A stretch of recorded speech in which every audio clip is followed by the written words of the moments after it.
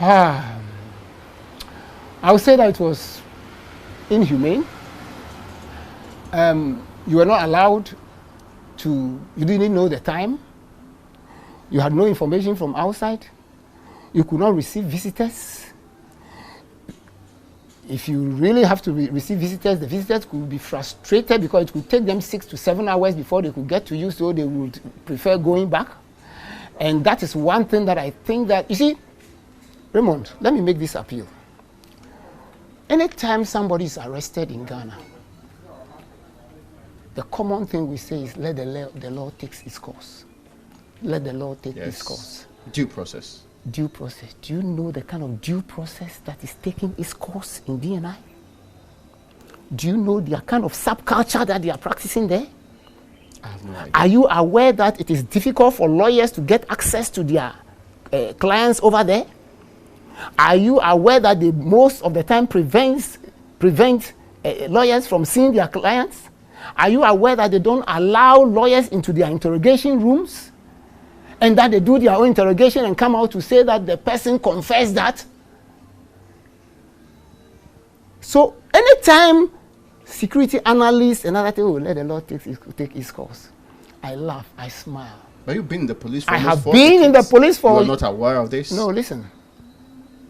I have always been aware of the subculture, not only in the BNI or NIB, but also in the police service. Okay. Let me admit that at a point in time when I'm teaching, I tell my students that look, sometimes we are not too comfortable about lawyers coming into our cases or coming to make inquiries about our cases.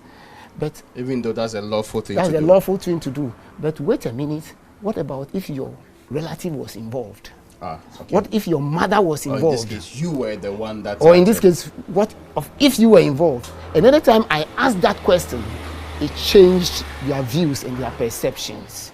Okay? Anytime they said, oh, some small slap is needed for him to tell you, I said, what if your father was slapped that way? How would you feel? Would you say that was a small slap?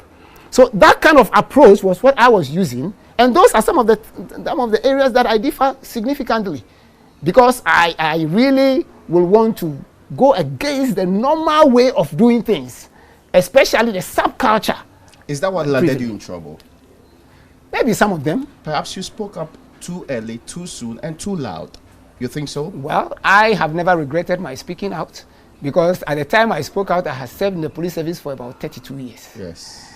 And remember that doesn't sound like too early anyway. Yeah, so it wasn't too early. And by the time I left in last November, I was 36 years in the police service. Mm-hmm. So you couldn't have said that it was too early. And don't forget, this is not the first time that this kind of things are happening to me.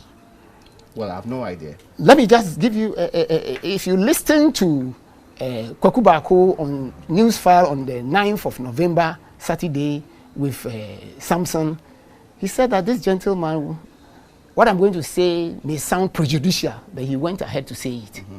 All the same, though he knew it was going to be prejudicial.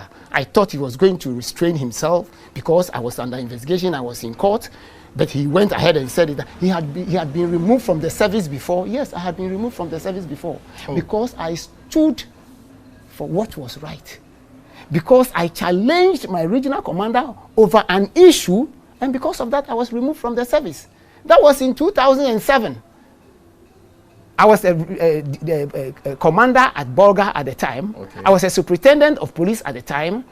Somebody decided to use the back of the police cell as a thoroughfare. And I said, no, you can't do that. And I blocked it.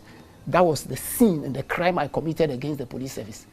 The regional commander came there. I don't want to mention names. The regional commander summoned me. I explained to him. He agreed with me.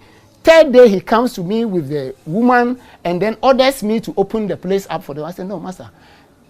Sacrificing the interests of the police for the interests of this woman, much me for the IGP, I ended up being dismissed from the police service. So you see, I always stand for what I believe is right. And even if I get trouble, I still stand for it.